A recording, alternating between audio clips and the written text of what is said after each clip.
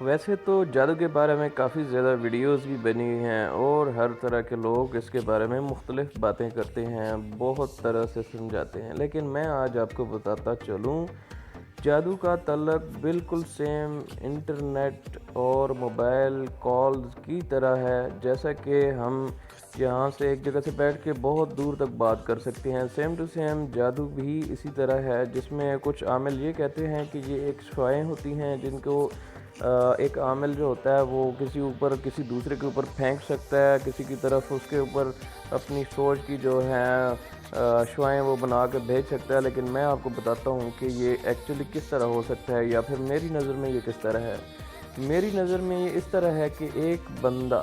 ایک عامل، ایک جادوگر جب کسی کے بارے میں سوچتا ہے تو وہ اپنے برے اثرات اپنی سوچ کے اوپر رکھ کے وہ اس شخص کی طرف بھیج دیتا ہے، اور اس کے اوپر اس کے برے اثرات جو ہیں وہ حاوی ہونے لگتے ہیں، اور ڈیپینڈ کرتا ہے کہ اگلا بندہ جو ہے وہ کتنا کمزور ہے یا کتنا مضبوط ہے۔ سیم ٹو سیم یوں سمجھ لیں کہ جس طرح ہم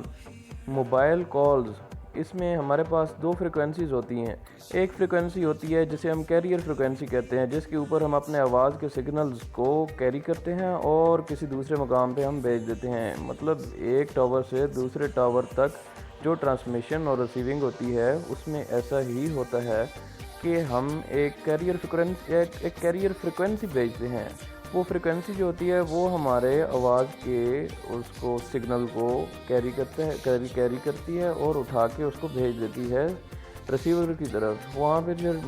یہ ماڈولیشن ہوتی ہے، اس کو ہم ماڈولیشن کہتے ہیں۔ سیم ٹو سیم جادو کے اندر بھی ماڈولیشن کی طرح ہی سسٹم ہوتا ہے کہ ہم ایک عامل جو ہوتا ہے وہ اپنی سوچ کی طاقت کو استعمال کرتے ہوئے اپنی سوچ کو کیریئر بناتا ہے اور اس کے اوپر بری چیزیں، برے اثرات رکھ کے وہ فارورڈ کر دیتا ہے کسی دوسرے انسان کی طرف، جو کہ جب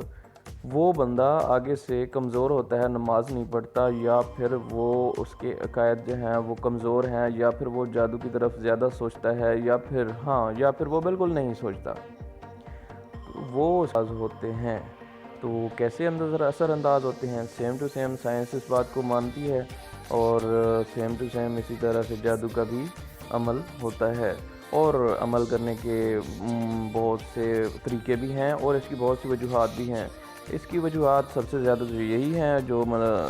دیکھی جاتی ہیں ہم اپنے معاشرے کے اندر، کہ ایک بندہ ہے وہ حسد کے اندر کسی کے اوپر جادو کرانا چاہتا ہے کہ وہ اس کے حالات خراب ہو جائیں۔ دوسرا، اس کو کوئی چیز پسند آ گئی ہے کسی دوسرے انسان کی، تو وہ خواہش کرتا ہے کہ میرے پاس ایسی چیز کیوں نہیں ہے، یہ بھی حسد میں آ جاتا ہے۔ اور حسد ایک ایسی چیز ہے جو کہ جادو کے ساتھ کی ہی چیز ہے۔ ہم دوسرے الفاظ میں ہم یوں کہہ لیں کہ ایک بندہ کہتا ہے کہ یار مجھے نظر لگ گئی ہے، تو نظر لگنے کا بھی سیم ٹو سیم یہی پروسیس ہے کہ ایک انسان آتا ہے، یا تو وہ یہ سوچ رہا ہوتا ہے کہ یار میرے پاس یہ چیز ہے نہیں ہے، اور